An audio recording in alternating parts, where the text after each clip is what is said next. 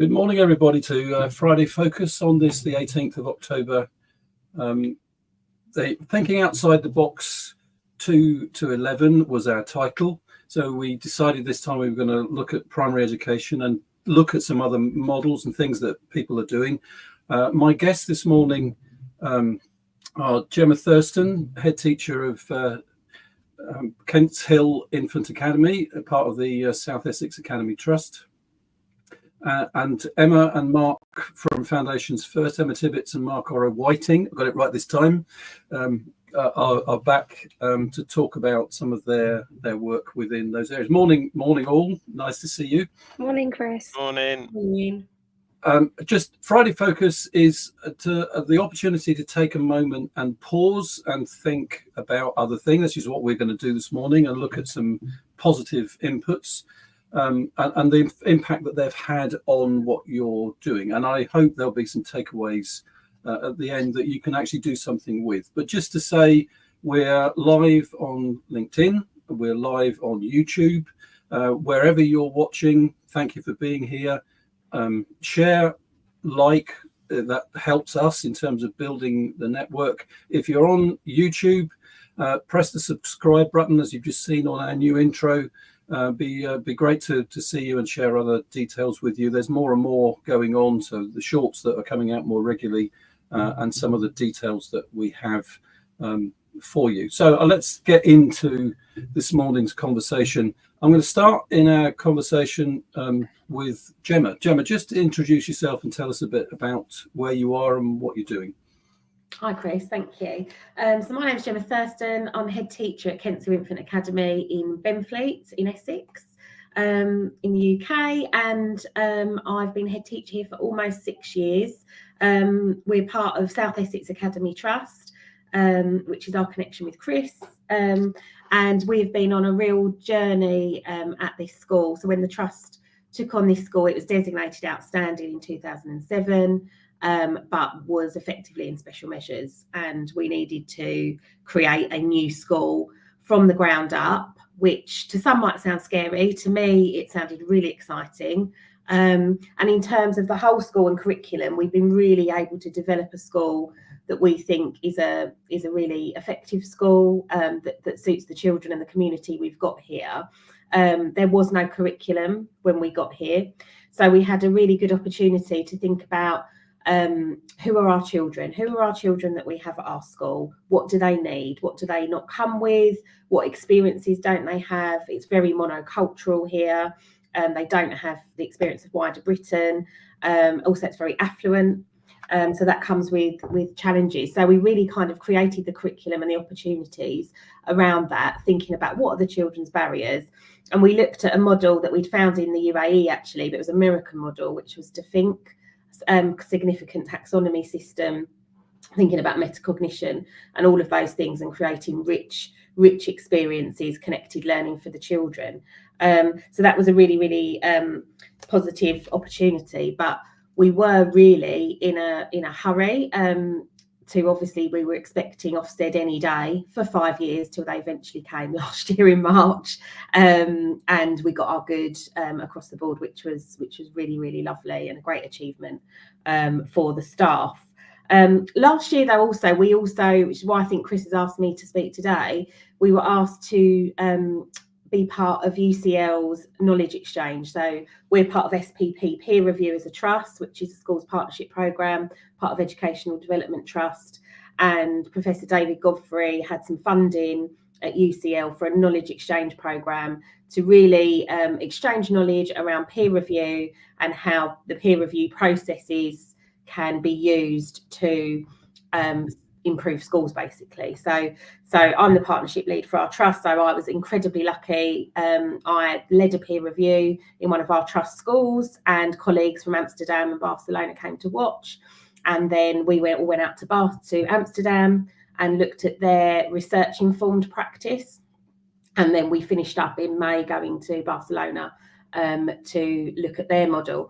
And I think really for me, it really probably came at the right time. The inspection happened in the middle of this process, but it really got me looking outward as a head teacher. And I think when we talk about being curious and outward facing, we might look at schools down the road, or we might look at what's going on, but actually looking out to other countries and looking at research really opened my eyes to really start questioning, why are we doing that? Why are we doing that? And actually the most useful conversations were over dinner, and we were, having dinners till like 11 o'clock at night and discussing, debating education. And it was interesting, in Amsterdam, they had, significant funding over many years, but the teachers had absolute autonomy. So the strategy was research-informed practice, and they'd actually based their models of, they called them expert schools, on our British research schools model. I learned more about British research schools from going down to Amsterdam than actually being in education for over 20 years. So that was interesting in itself. But teachers were in teams, and they were researching and doing action research and bringing it back and improving the practice. And it was really the teachers leading the change. They were really had lots of teacher agency, lots of autonomy. And I said to the heads, but they're not doing it the same. It's not consistent. How do you manage that? Oh, we don't worry about that. And their accountability systems are different. And the political picture is very different in terms of where education sits. And that's not a discussion for now. But it just really opened my eyes of, wow, there are really different ways of doing things. And then, of course, we went to Barcelona, and their model is completely different. The head teachers have no autonomy over who they employ, even. So if you need a year 4 teacher, you go to phone the government and they give you the next one on the list. They don't observe their teachers. They feel their teachers have done their training, so they're professional, they know what to do. And I said, well, how do you know if there's a problem, or if a parent complains?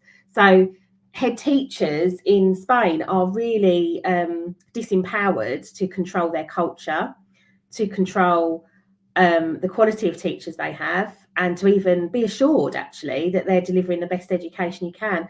But all the professionals they're an amazing bunch of people, so passionate about looking outward and about really improving things for their teachers. And in Barcelona, we went and we watched some of their peer review, and they'd taken some of the models from England. So they'd gone from not observing their teachers, not kind of having that accountability, to suddenly asking their teachers to be peer reviewers and review each other's practice, when that's something the leaders hadn't even done. Really thinking outside the box, really brave. And it took me, so how has that helped my school? I came back from those experiences thinking, why do we do the things the way we do? Who decides our curriculum? Who decides how we teach our children? And I think in the UK, we've got lots of resources. We've got the Education Endowment Fund. We've got lots of great ways to access research in the ways in which those other countries don't, that they don't have these kind of assurances of the research they're looking at. They could just pluck anything, which worried me slightly, because, we've all been there and done VAC learning and brain gym and all these things that have been debunked later. So, there is a danger with that. But actually, I came back to school and started really in question, what do we have to do? What do we have to do? We have to play within the box. We have to play within the system. For our trust, we are an academy, but we deliver the national curriculum. That's what we've decided to do. That's what we have to do. But actually, what within that do we have to do, or what have we always done because we feel we have to? We feel we have to do things because that's been the way. And I've really tried to, with my team, think about, let's be really, and I keep using this word, and I think my team roll their eyes every time I say it now, but be really intentional about everything we do and the decisions we make, and who does it serve? If it serves the inspectorate, if it serves, if it's a new fashion, if it doesn't serve the children, don't do it. And that's kind of become my mantra now. We took, for example, learning environments in Amsterdam were really neutral, not overstimulating. We've stripped back our classrooms now, unless it's a working wall and it's part of the lessons. We don't have it on the wall. Let's not distract the children. Let's not overwhelm them. Let's include our neurodivergent students, strip it back. It's one example of the things we've done. And actually, teachers don't have to do displays then, and that supports their workload, and we don't have not displays. It's still a lovely environment, but we're clear about what purpose does it serve, and if it doesn't serve the children, then actually, why are we doing it?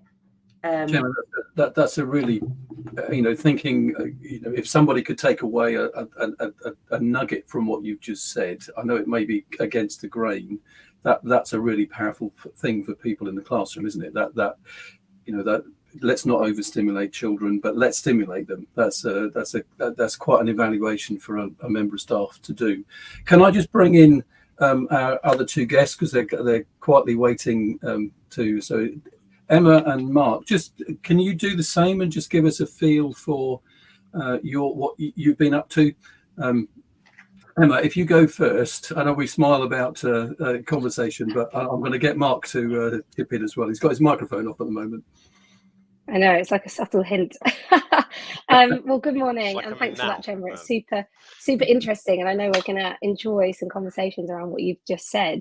But I think for us, for Mark and I at Foundations First, to sum it up really simply, our mission is simple. It's to put character education on the agenda. And doing that in lots of different ways. So supporting school leaders, parents, teachers, pupils, creating resources to do that and make it come alive in the classroom, and signposting research as well that we think is really fantastic and should be shared. We feel that, it's often said that it takes a big heart to shape little minds. In fact, if you wanted to buy a gift for a teacher, I was kindly bought one. I've got it hanging up on my bookshelf. And there are thousands of products that have that written on it. Yeah, candle, keyring. It takes a big heart to shape little minds. But for Mark and I, we very much feel that it's the heart that's missing in education at the moment. And the heart of the problem lies with the problem with the heart. So I think for us, it's about how we can put the children, to your point, Gemma, very much at the centre, but thinking about how we really are shaping our children, their characters in the classroom. Nurturing those little hearts, Emma. Absolutely. Yeah. And we think, national curriculum focuses on the head. The head is in, the knowledge, if you like. Yep. And we'd argue that lots of schools are doing some good stuff around skills as well. But we're making that real distinction between what we mean by skills and what we mean by development of character. And there's not enough around the development of emotional life skills. Mark, go on. Emma's given the broader picture. How do you capture that? Well, so I mean, the first thing that we did, we've done a lot of thinking about it and a lot of reading about it over the last few years. And the first thing we did is kind of come up with a very loose framework. Articulate the difference between. Everyone knows what knowledge is, right? And that's as Gemma, you've said, it's that's the national curriculum. It's a list of things that children have to do. That's fine, and we can argue about that, and governments can decide to change what's in the list and what isn't in the list. But that's not really what education is all about. It's about the other two things. It's about the hand and the heart. And skills are developing, and there are lots of good things that people can talk around. Literacy skills, for example. Cognitive skills, learning skills, physical skills. Blah blah blah. But no one's really talking. Well, no, I'd say no one. It's not no one, because obviously we are right now, and other people are. But the heart is the least developed and the least talked about part of that equation of head, hand, and heart. So we came up with a framework, and we kept it simple, and we did 6 I's, which I'm sure we can spend a bit of time talking about today. We chose I because it's about the child, so it kind of fitted nicely with the concept of the child starting to think about themselves and how they're growing.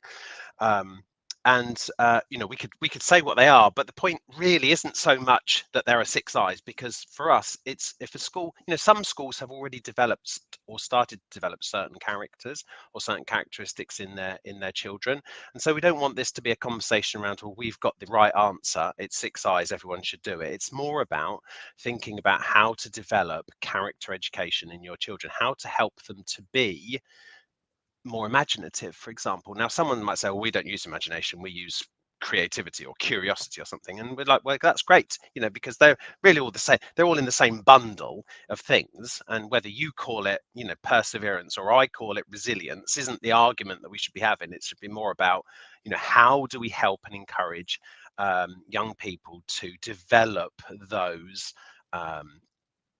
what we call characteristics or characters. Some people might call them attitudes, behaviors, values, all those other words that come out. And for us, even that is that, if you read anything on character education, it says, well, the field is contested, and lots of people have lots of different views about this, and say, well, let's not have a conversation about the words.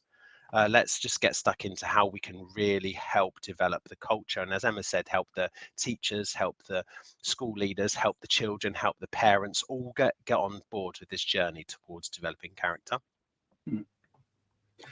You all leave me with a whole load of questions, so excuse me as I kind of work our way through it. Gemma, can I come back to, let's just think about where our start point, this thinking outside the box. So many at this time where we're looking at reviewing and what next and all of those questions. We were involved in a conversation earlier in the week where, are we in the right box? Should there even be a box? They're kind of existential questions around, what should it be? But I was really interested in what you said around the privilege of working in England, because there's so much that we have that we take for granted. And sometimes we just need to pop our heads out of the box and go and look.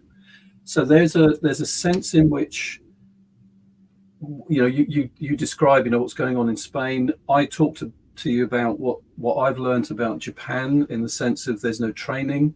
They don't have any systematic NPQs, as we got used to that whole idea.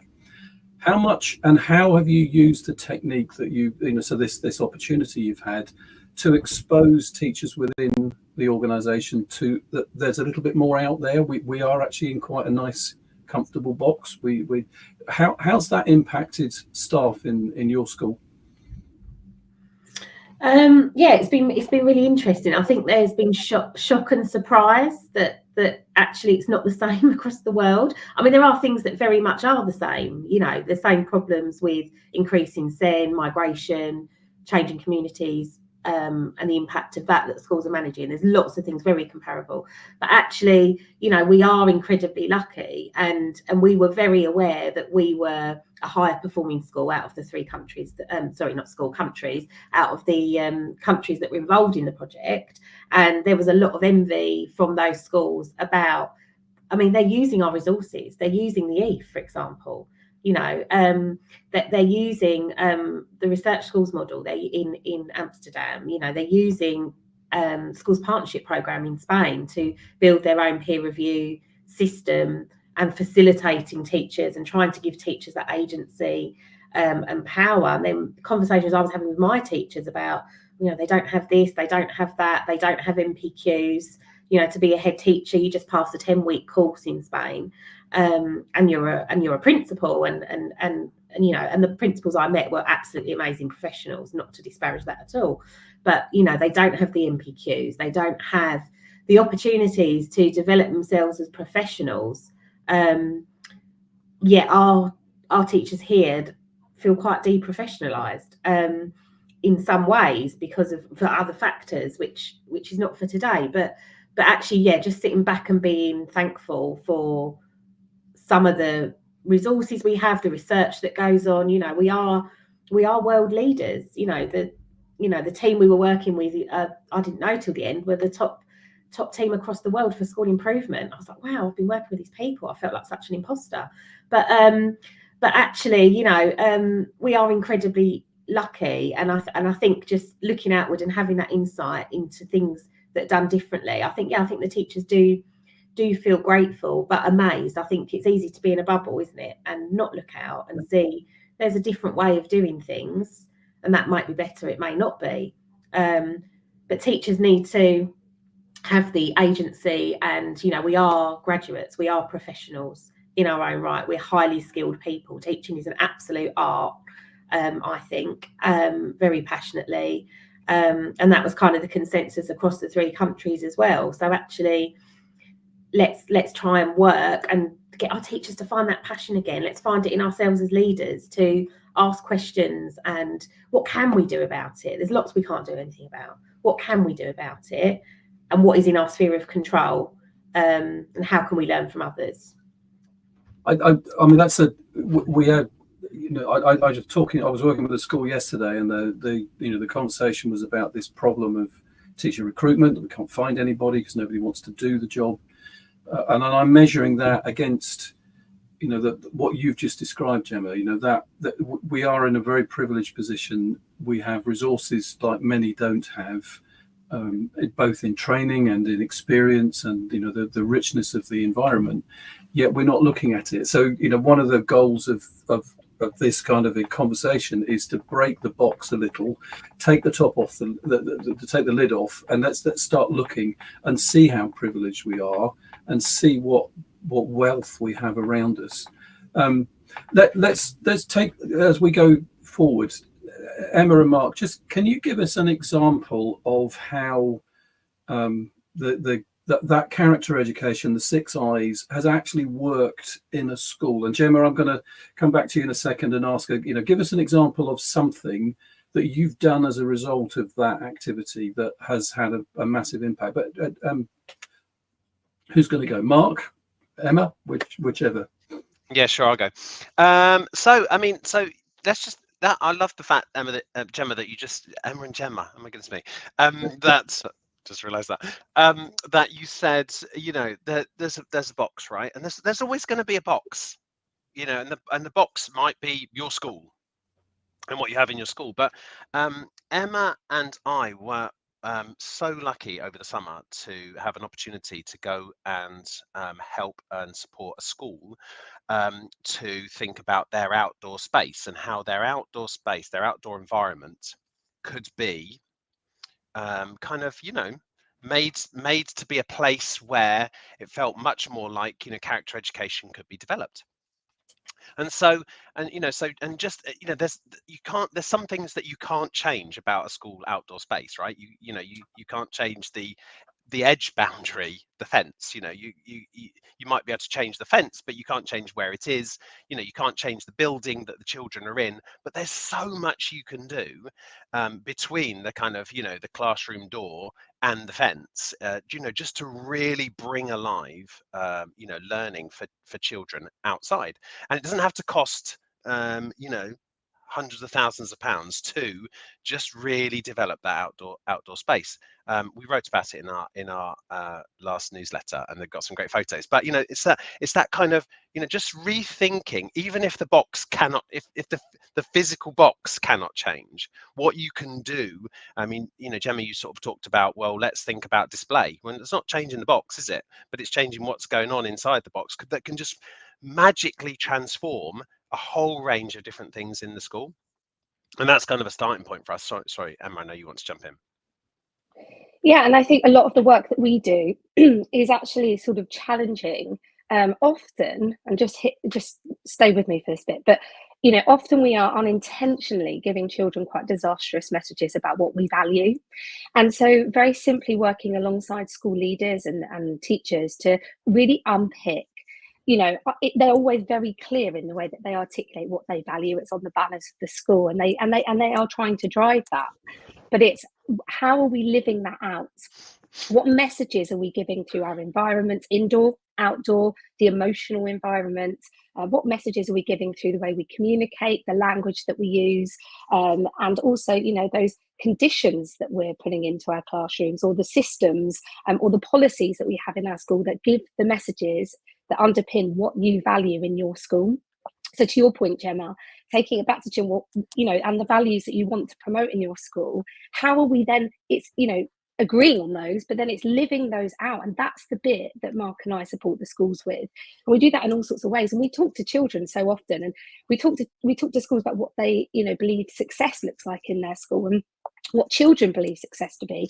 And we actually recently, from a 5-year-old, do a lot of work with the early years, and I think they're the best because they just tell you as it is. They've not moved into a space where they kind of give you the answers that they think you want them to say. They just tell you as it is. So it's always my favourite space to be in. And we asked some 5-year-olds, what does good learning mean to you?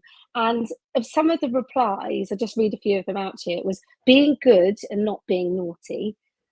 When you go to PE, don't make silly noises or you're going to get sad faces. When Miss is reading a book to you, you have to listen. You have to listen to Miss every day, and when you're sitting on the carpet, listen to the teacher. And I'm sure these are all responses that we've all heard in schools, and it's by no means the criticism from the schools. It's just, how are we challenging that environment we're giving children to say, what is it that we value, so that maybe if we do ask children, they start answering in a slightly different way. We were really interested by a publication by Ofsted on the 8th of October this year, and it was titled Strong Foundations in the First Years of Schools. And Mark and I took that from our yeah. Because they agree with us that laying the foundations is super important. Super important. And we thought we'd have a bit of fun. And out of the 9,133 words in the report, we sort of cross-reference and tried to look for some of those character words that we're really passionate about and we really want to support the schools with. So we looked for imagination, we looked for inspire, we looked for inclusive. And Mark, I don't know if you want to give a summary of what we found, which we thought was really interesting. Yes. So how many times were the words inclusive, creative, curious, love, innovative, how many times did they appear in the 9,133 words? Exactly none. Not once, which is super interesting, isn't it? Because, you know, strong foundations in the first years of learning, that's a really important report, but it doesn't have what we think are some of the strong foundations in the first years of learning. That doesn't make sense. Imagination did appear once in the annex. It was included as part of a definition of play-based learning. It was Annex 1 is definitions, and there was definition play-based learning that had the word imagination in it.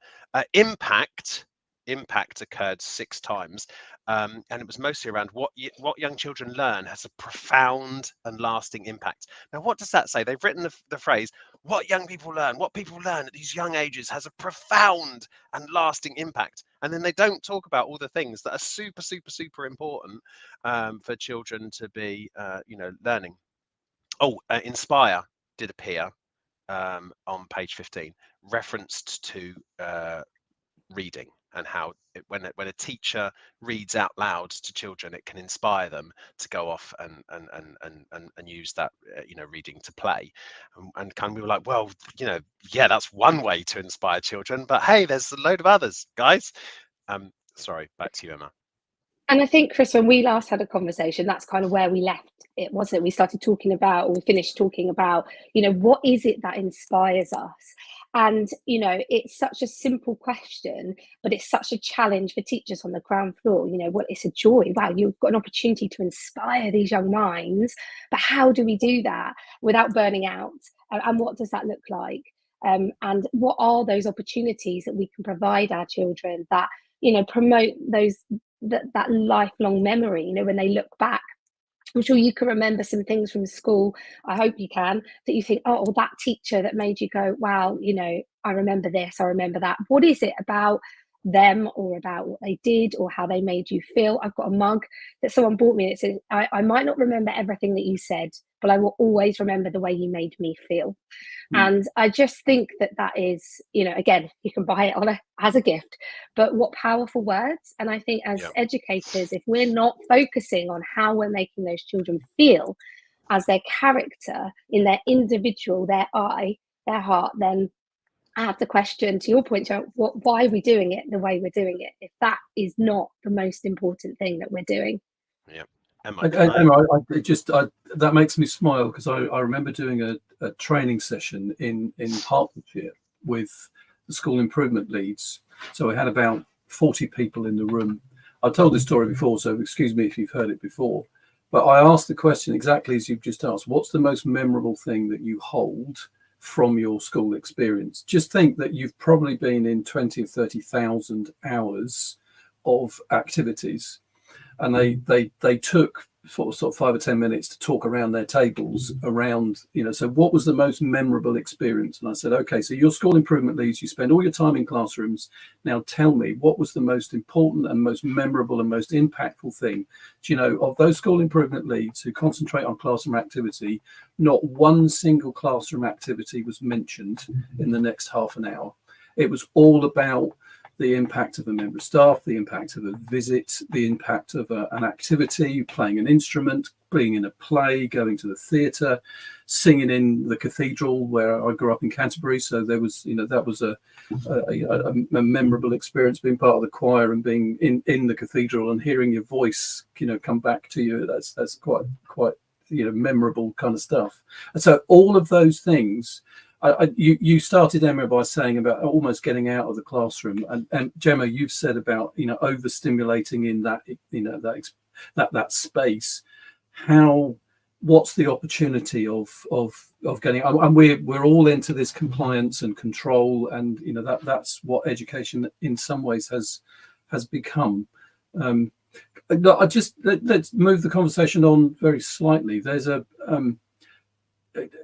Mark, you've just done it in the sense of looking at that document and measuring its worth. One of the conversations is always about is what we're measuring. We've had part of this conversation before, around should we be measuring, are we measuring the right things?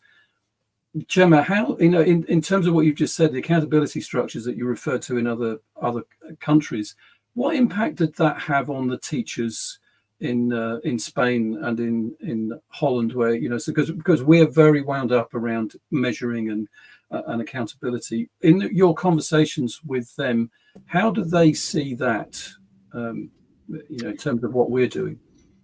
Well, I think there was a real appreciation. It was mentioned lots of times, it's very high stakes.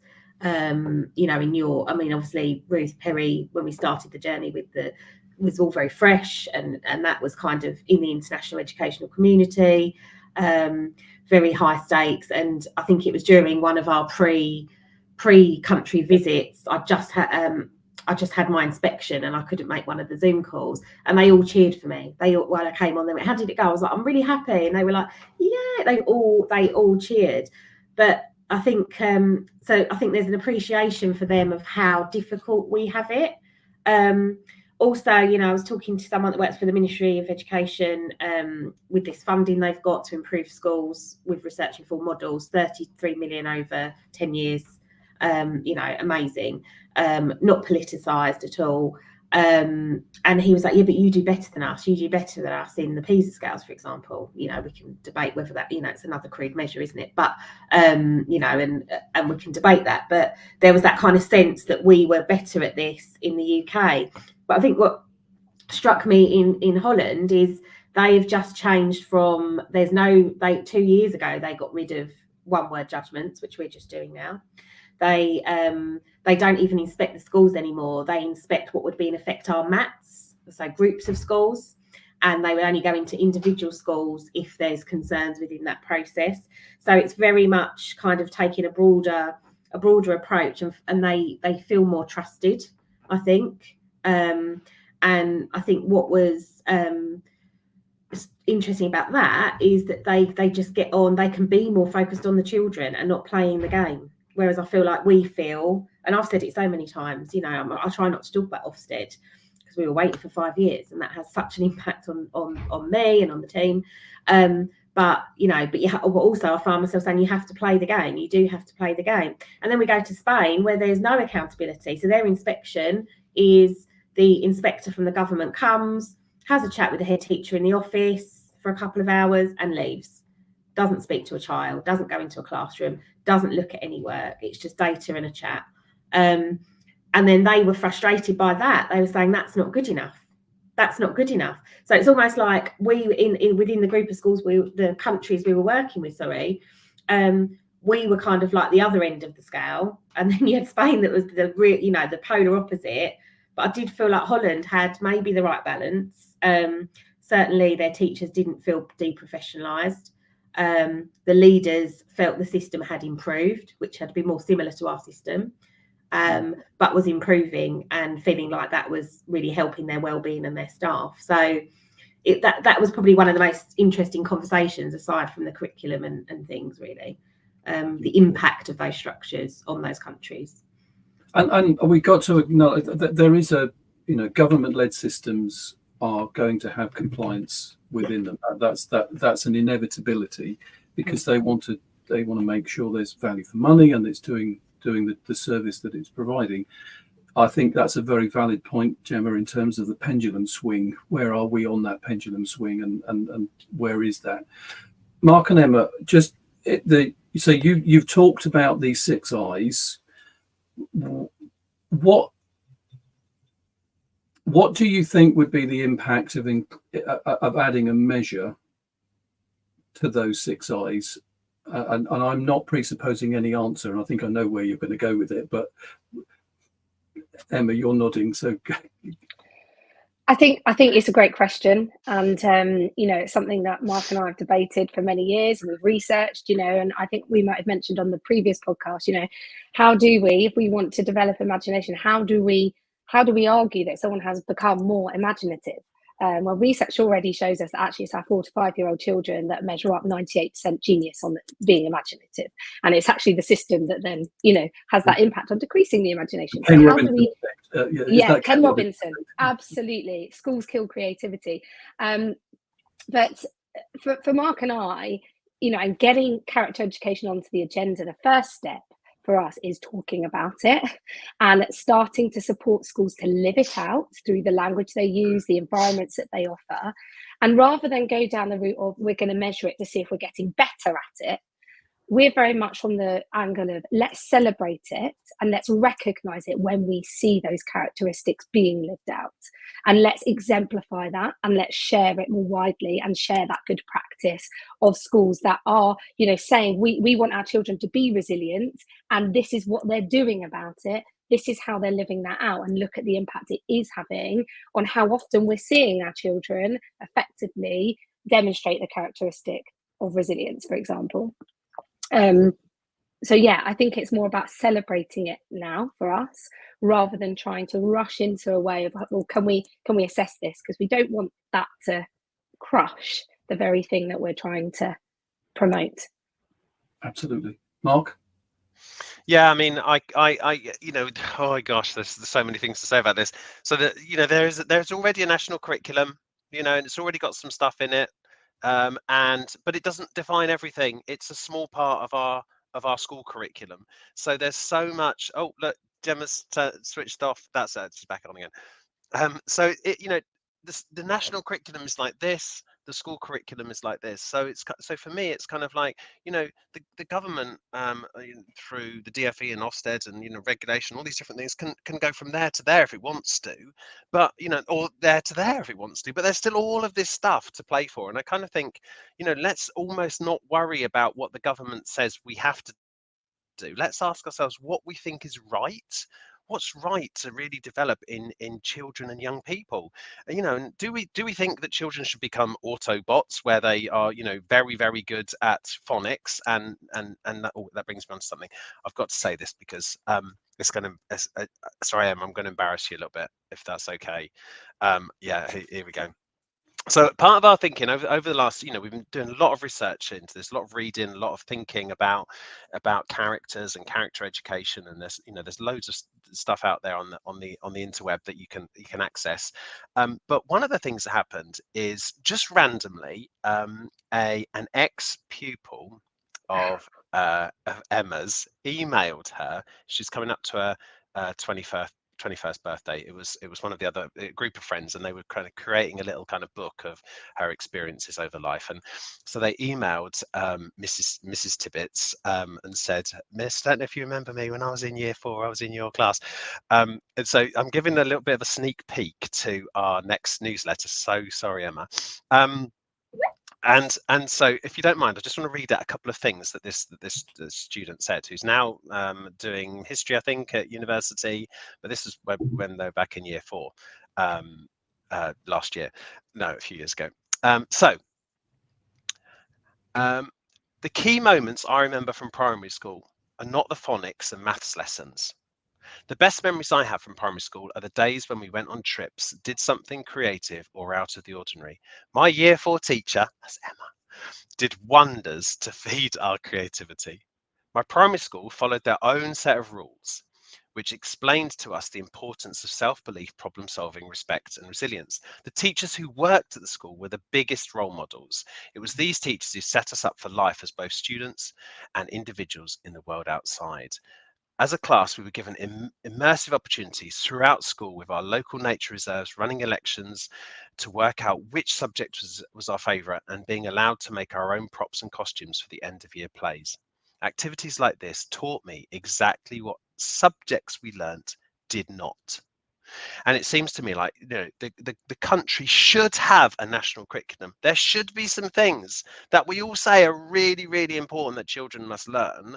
And by the way, they can add into that. Yeah, we should develop some characters. That's fine. But there's so much space for teachers to really be the heart and soul of the school and really help to develop the heart of children. That's what I'd say. So yeah, don't necessarily have it on league tables, please, because that might not be the best way to go. And Einstein said, I never teach my students, I only attempt to provide the conditions in which they can learn. I think we should change that to the conditions in which they can thrive. Take it beyond that learning and do something with the heart as well. And the reality is, I mean, Mark, just speaking to your point there, that the national curriculum was never intended to be the sum total of everything that was done. That it was supposed to be around 60%. The thing is that we've got into the box and we've shut the lid and we're not looking at anything else. And so many of the schools that I work with, and they tend to be the secondary schools, they're looking for, so what else? And I'm asking questions around, what's the community? What do you value? Yeah, well, exactly. Our character has been a key feature of a couple of the trusts that I have worked with, where we've put character education in and talked about attribute development. So what do you need to develop? And it's been really interesting. Some of those that aren't doing it anymore perhaps have gone back into the kind of rigid cardboard box lid shut mode. Others are keep doing it and looking for some really creative ways of moving forward. And Emma, I will say it is, you know, mine are a lot older now, not 21. They're in their 40s and 50s. But, you know, it is such a privilege to have kids come back to you and say, sir, I just thank you. And, you know, I'm doing this and I'm doing that. And, you know, one of my pupils is a retired head teacher now. So that's that puts me where I am.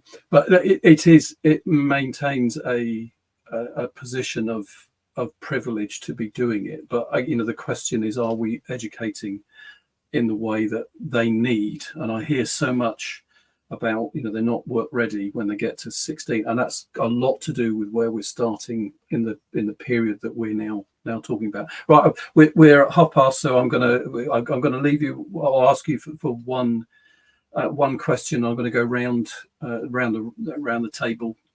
So I want you to think of one experience that has been transformational in sort of in the classroom and things that your teachers are doing.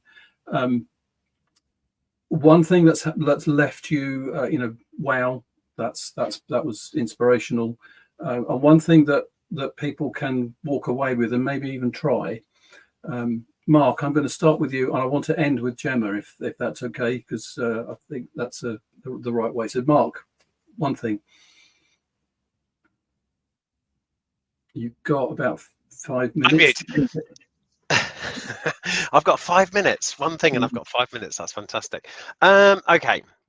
So many things to think about. Well, I suppose just riffing off the last thing that I just said, I'd love for teachers to think, you know, when they get that email from their student, you know, 10 years later, what do they want their student to say about their experience of school? I think that's a really interesting question to ask. What do teachers want, and are they doing the things in school that will enable in 10 years time children to say the kinds of things that we've just heard? So that'd be one thing for me. And you said one, didn't you? I'm not allowed to speak. Okay, I'll stop speaking. No, go on. You can expand it a little more. We're not so tight for time. Go on. Well, no, I just think, you know, so since character education is so important for us, you know, how might we start? You know, if you're in right now in the teaching, you just heard me say that, you go, yeah, I want my children to really think, you know, leave in 10 years time to come back and say it was this and it was that, and I was so delighted. It wasn't the phonics, it wasn't this, but it was all these other things. Great. So how might you do that as a teacher right now? And so, you know, a simple thing might be just think, well, let's just start having a conversation in school about the characters that we value, and let's ask the children the thing, let's have let's develop a kind of a bit of a community around character in school, and just start to talk about that and start to promote it and start to notice it. And as Emma was saying, when you start seeing it, start celebrating it. So that might be a sort of simple next step for people to start thinking about. Thank you, Emma. Yeah, again, so many things I could say, and I think for me there's two layers. I think first of all, it's sort of getting schools, leaders, teachers to think about getting those basic foundations right in their school. So to Gemma's point, what is it that those children need? And even at the most basic level, I'm talking about one thing that always, when we're thinking outside the box, do we give our children enough food when they're at school during the day? Because my kids come out starving every single day, absolutely ravenous. And I just wonder, are we giving children enough food in school? What would happen maybe if they had more food? And, what would they perform better? Would they be more engaged? Would we see a difference in behaviour? So I think just challenging anything that speaks to their human needs, first of all, and systems that are not maybe in line with the best interests of their human needs, and or you can only have a drink at playtime, for example. But then in terms of that wider kind of looking at curriculum and character development, lots of schools are putting so much into their curriculums, taken years to design them, to tweak them, and they're constantly being reviewed. Why not have a look at your curriculum and think about, great, we've got our history knowledge down, we kind of know the skills that we're teaching, but where are the opportunities across your curriculum to exemplify character? So take a historian, for example. We know the knowledge a historian may need to know. We know some of the skills that they might need to have. What kind of characters do our most successful historians have? And how can we have an opportunity to live those out? So, weaving through opportunities to develop character throughout your curriculum, I think it's a really great thing to do. And you might want to create lots of schools are doing things where they're looking at their values, getting children to create actual characters for the characteristics they want to live out in their school. So that really supports the development of the language around, what they're trying to live out. And I think that's super important. So a cross section of the language and the phrases that you're adopting in your school that give the message that we value and we live out and we model these things. Gemma. That's great. I actually really want to have another conversation with Emma and Mark, because I feel like it's really aligning with where we're going. We've thought about some of that character stuff, but we need to think deeper about it. And having just used the Strong Foundations as my SLT meeting this week, I'm so excited to hear some of your ideas. But I'm going to take a different tack and go back, rather than think about the curriculum, just thinking about the school environment, because that's been the biggest thing that we've done here. I think just having a real audit over your environment and why. Like at my school, we've got a really high proportion of SEND needs, high needs, and they're all ASD. So we've how can we include them all? And in Amsterdam, we saw neutral classrooms, little displays. If it didn't support the learning, they had the whole back wall in the classrooms in this school, and they follow the same teaching models as us. We look at the Tom Sherrington work, Rose and Shine. We've looked at Sweller's cognitive load theory, exactly the research model this school was following. So we were so aligned in how we were teaching our children. But what was so different was our classrooms are bold and busy and really distractible, and these ones were neutral colours, very Scandinavian, very and things were only on the wall if it supported the learning. And I came back and I thought, well, why do we have all these working walls? I've got these non-negotiables of having this learning display that no one ever looks at. And I thought, I remember an advisor telling me once, Gemma, when they zone out in your lesson, because they will, at least have something on the wall so they're learning something. And I was like, that is just the wrong attitude. Why are we promoting zoning out in the classroom? No, my lessons are going to be so exciting in my school because my teachers are going to make them that they're not going to zone out. So we talked about it with my staff. We stripped everything back. And then our first activity when we came back, the teachers had prepped their rooms, is we went round and appraised each other's rooms in a positive way. What did we like about it? And when we started teaching, we've had these reflective discussions, and we've got rid of display boards. We had loads in our classroom. We've got big classrooms, we're lucky, but they were covered in display boards. So now we've got things that we refer to in the lesson, our read, write, ink board, because that's what we follow for phonics, and a dry wipe, like square thing for maths, and a couple of other things that we use throughout the day as a teaching tool. If it's not there, get it out when you need it, put it away when you don't. And you know what? The children love it. The children say my classroom feels calmer, more organised. And the well-being on the teachers, they said they feel calmer. They feel, when they're teaching, they're looking at things that aren't distracting their brain. And that was just from us going around and going, well, why are we doing that? Why have we got whose birthdays are on the wall? That doesn't matter. We don't need that up all the time. Unless we're doing the months of the year or something, let's get it down, So just go around and ask why you're doing things. And we're also, as an aside, we're replacing all of our display boards because our dysregulated children just rip them down, and then and then it looks untidy. Well, we've got lockable ones now. We're protecting our displays. A simple thing, but actually it will look like a school to be proud of now. Children should have beautiful schools, but they should also not distract them and include everybody. And we've noticed such a difference on learning behaviours and the staff from doing that. So I would say choose something simple, like your learning environment could be anything, and just ask why are you doing that? Where did that come from? And then unpick it. Does it serve your staff? Does it serve your children? We've got some that might help you with that, Gemma. Oh yes, please, thank you. We'll connect up after. I just make sure that you. I think that, Gemma, is so.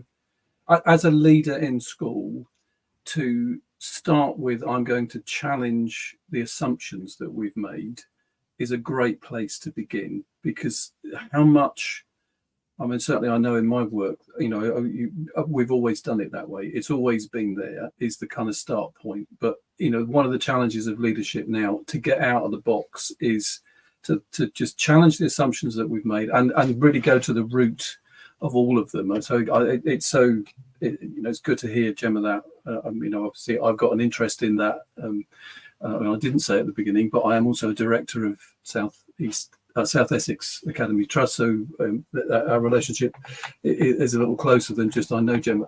But there's that whole idea of the impact of challenging those assumptions. I know, I've seen, and it's there. But I see that in many different places.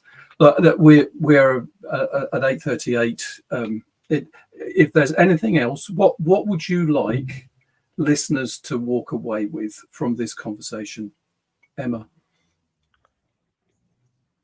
I think it's exactly, encapsulating what Gemma's just said in that example, just challenging the why we're doing it that way. Yeah. And in terms of character, looking for those opportunities to promote the character when we do think, why are we doing that way? We need to do it differently, thinking about how character development will fit with that. And, let's not stop at displays. Why are we having PPA time without children coming along and helping? I know teachers are going, no, that's my precious time in the week. But why are we not collaborating with children? This is what we're learning. How do you want to learn it? Let's plan together. Let's get some kid planning groups going. Why have we got carpet times? Let's not stop there. Let's keep asking the why and putting the I at the center of those questions. Yeah, absolutely. Mark? What if? Let's just keep asking what if. What if we removed half the desks in every classroom and replaced them with sofas? What if? What if we thought about, outdoor was where we started and spent most of our time? Why is the indoor and the outdoor is like an extra? Let's start off outside, just always challenging. Gemma, you said it. Chris, you said it. Emma, you said it. I feel like let's just challenge the status quo. And if anyone says, yeah, but the national curriculum, get out the national curriculum and say, look, the national curriculum isn't even that much. It's just in science in year 1, it's like 8 bullets. I think you probably do that in a week. What are you going to do for the other 51 weeks of the year, kind of thing? So what if we just did this differently? What if, to Emma's point, we didn't have carpet time? What if we didn't have assemblies? What if instead of assemblies, we had teacher hot chocolate time, where every class went and spent a day with, half a day with it? What if the teachers, the children ran the school? What if the children were the head teachers? Just what if? Just keep asking that question all the time. Gemma? A lot's been said already. I think who decides? So ask the why, ask the what if, but also who decides? Who decides? You decide. You decide in your classroom. You decide in your schools. Mark's absolutely right. We got out the national curriculum in our model, and we were like, oh my God, we're an infant school. There's hardly anything we have to teach. So what do our children need? And we really modelled around that. And what can we look? looked a bit at character, not in the systematic way you're describing, so I'm really interested in that. But, you know, those kind of things that our children don't have that they need. So who decides? And if it is the inspectorate deciding, do you have to? Do you have to? Do you really? Or do you feel like you have to? I hear a lot of head teachers say to me, oh, but we have to. But do you? Do you have to? Who decides? You decide. I think that's the one thing, and certainly I'm going to champion this, that idea that every teacher in our country is a professional. Every teacher is a degreed professional at some way, and that is imbibed with some responsibility, but it's also imbibed with the power to make those decisions, Gemma, that you've just referred to. I can examine. I've got the discipline of mind and thought and the background of research and understanding to make decisions, and you have the power to make decisions that make the national curriculum that bit. So what's the rest? And I hope today the panel has been able to inspire you to think again. That doesn't mean that we've got all the answers, absolutely not, but we've got some sparks of inspiration that might get you to think. And I know certainly the forums that I've curated, and I've had these conversations, not necessarily quite so publicly, but with primary head teachers, secondary head teachers and mixed head teachers, where those questions are being asked. And there are people that are being brave to do some different things. It does take a bit of bravery because you've got to break the box, but it's for the good of the children. And those things are making a difference all across the country and well, we know now across the world. And we know that some of the other countries around the world are beginning to look more inquisitively at why and what we have here, but trying to replicate them, not just to be a replication, but because we've got some good stuff going on. And I just want to thank my three guests this morning. Gemma, thank you for taking time out of the day. I wish the rest of the day and the end of the week goes well in Kents Hill. And Mark and Emma, again, always a pleasure. We want to get character education on the map, stick it well and truly in there, because it is so important. And the conversations that we've had this week, learning is more important than curriculum. It's not the definition of the curriculum, it's the learning and that passion for learning that you've all talked about. It's the heart and hands. Thank you so much. Just for the listeners, we are back on the 1st of November with Anthony Willoughby and Jane Bellis, looking at territory mapping, another character building foundational aspect. So maybe a bit of a theme at the moment, but this is about making positive change, things that we can do that will make a change within the system that we have. Thank you to my guests. Like and share and follow it wherever you are. Press the button just below. That would be really appreciated. But please come back on the 1st of November and listen to my friends and colleagues, Anthony and Jane. They've got lots to say and some really good stuff to talk about. And Mark and Emma, we're going to meet Anthony tomorrow and go a bit deeper into that and see a little more of what we can do. But Gemma, thank you very much. Really appreciate your time. And I will now press the button and we'll see you soon.